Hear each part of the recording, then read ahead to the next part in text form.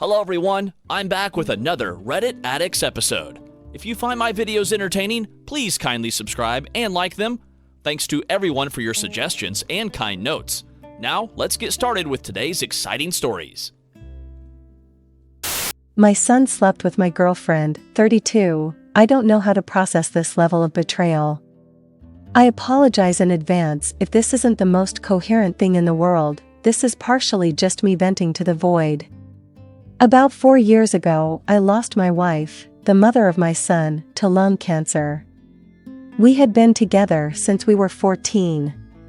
It was the darkest time in my life. I had considered suicide on a nearly daily basis. I pushed on for my son, and because my wife made me promise to make the most of life. We had our son pretty young. I worked 2 jobs to keep us afloat and thankfully was able to provide a decent upbringing until he moved out at 16, although I still paid, and continued to do so until this happened, a portion of his bills. The loss was extremely hard on my son as well. He came back to stay with me for a while and we'd work through the grief together every day. I got him into therapy, pushed him to get involved in things to keep his mind busy, and when he moved back into his apartment I'd call every night to check on him and visited multiple times a week. We were always extremely close. My wife told me outright after her diagnosis that she didn't want me alone, so I made myself available. My girlfriend and I met about 2 years ago and hit it off. She isn't my wife, but I loved her for who she was, and we really connected. I was reluctant to introduce her to my son because I was afraid he'd feel I was betraying his mother, so I held off for the first year, which I regretted as they ended up getting along very well. We'd hang out together, my son was happy, I was happy. She moved in with me about 5 months ago. This past Thursday he was over for dinner and movies.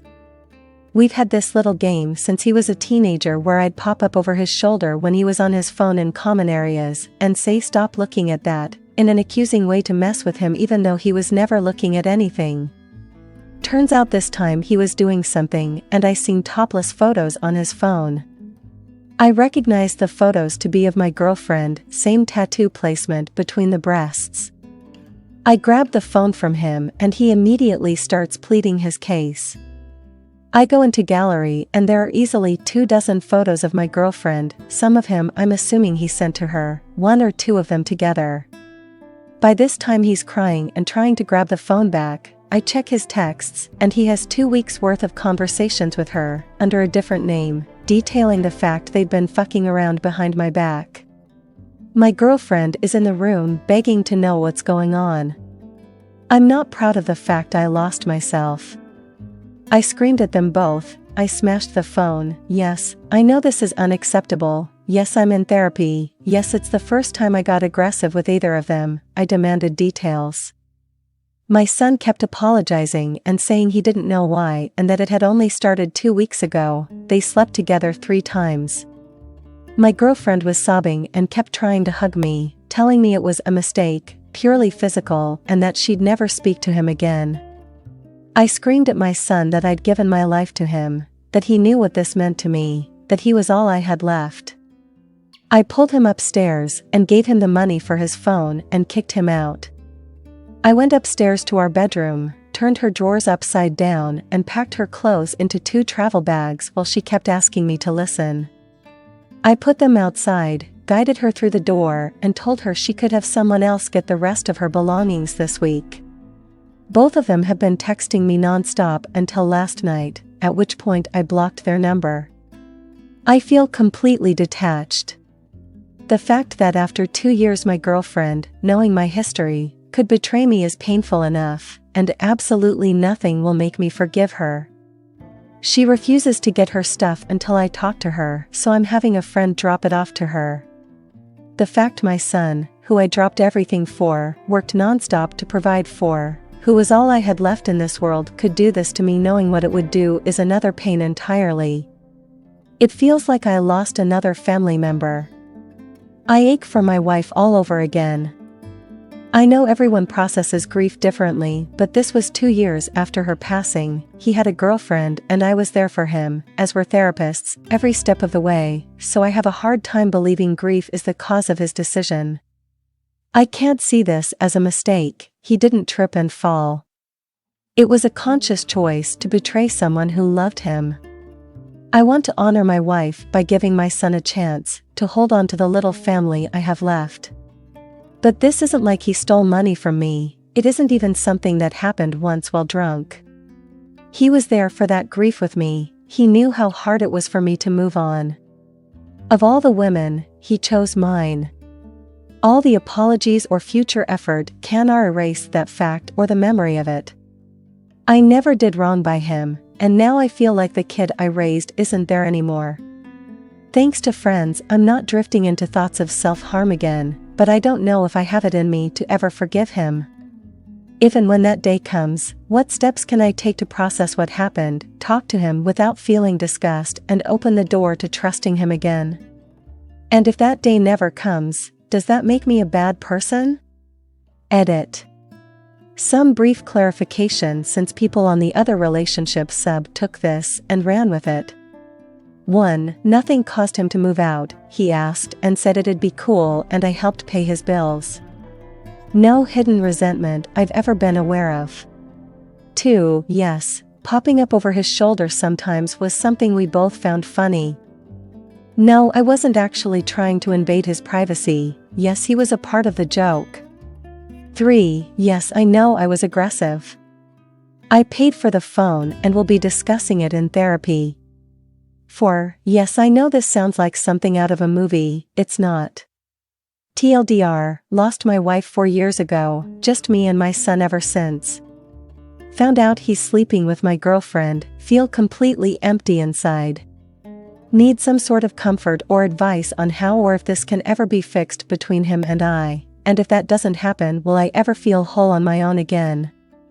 Update. First off, I'd like to thank everyone for the enormous outpouring of support. I've had numerous people offering to their well wishes privately and such compassion from those who commented. I believe it was this support, as well as that from my friends, that kept me from doing anything stupid. I'll try to keep this as concise and short-sentenced as possible. It's been a busy couple of days, to say the least. I unblocked both their numbers shortly after posting. My now ex called again that night, which I answered. I told her if she wasn't calling to make plans to pick up her stuff I was hanging up, and we decided on the next morning.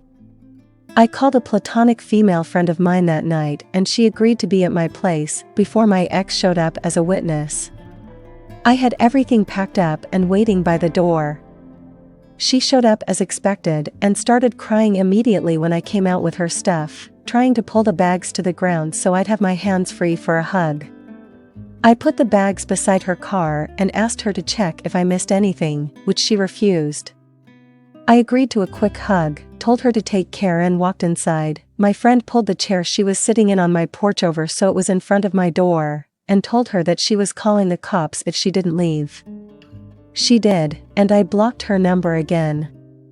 I texted and called my son numerous times, and left a voicemail telling him that we needed to talk, but first he had to come clean to his girlfriend and accept responsibility for his actions.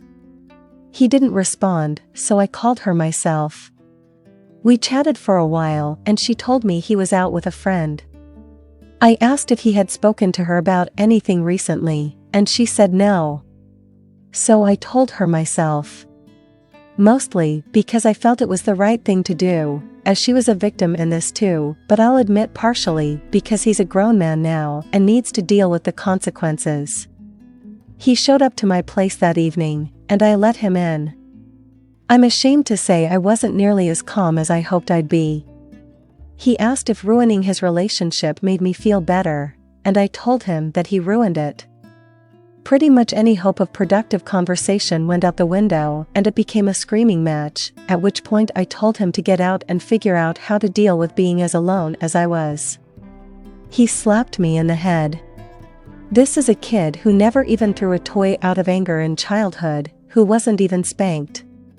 As disgusting and twisted as it is, this exploded into a physical fight with me being struck in the face multiple times while trying to restrain him as I didn't have it in me to hit him. My son very much not being a fighter while in my younger years I very much was, until I took him off his feet and held him to the floor.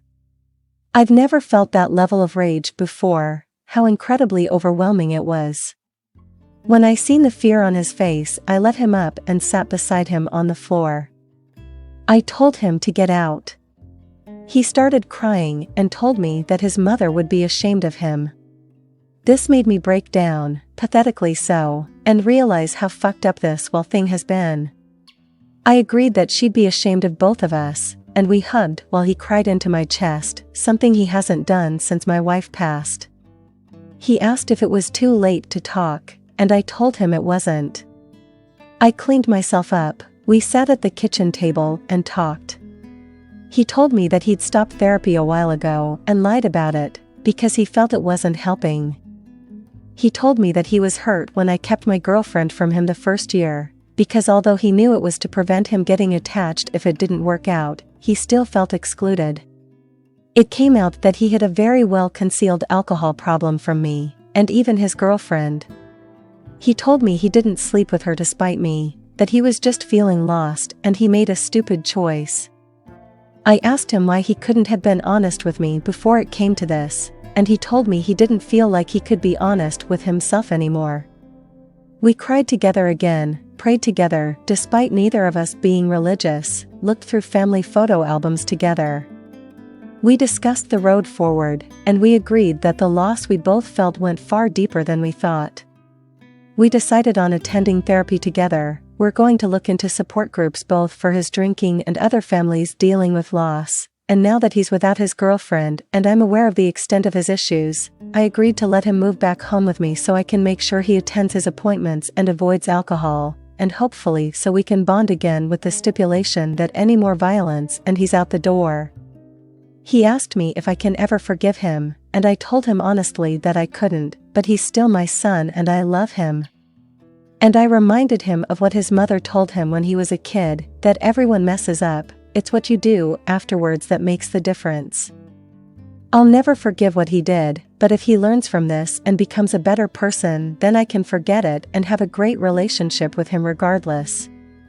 Aside from the fact my lip resembles the mouth of the vampires from Blade 2 for now, which has prompted concern from neighbors and friends, the past 2 days have been great. We've been talking, we cooked dinner together, we've gone on walks, and we're set to start looking into professional help this coming week. He's incredibly apologetic and has a tenderness I haven't seen from him in years. I have no illusions about the amount of work to be done nor how serious this incident was, but I'm feeling very optimistic about the future. TLDR. X is out of my life for good. Son was left by his girlfriend, which led to a physical confrontation and an outpouring of honesty. The road ahead looks like it'll be long and full of hurdles, but we both seem committed to each other and getting through it together.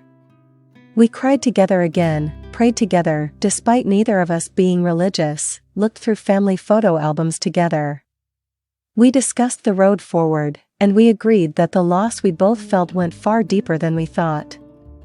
We decided on attending therapy together. We're going to look into support groups both for his drinking and other families dealing with loss, and now that he's without his girlfriend and I'm aware of the extent of his issues, I agreed to let him move back home with me so I can make sure he attends his appointments and avoids alcohol, and hopefully so we can bond again. We hope you enjoyed this story. Thanks for watching and hope to see you in the next video. And before you go, please be sure to subscribe for more.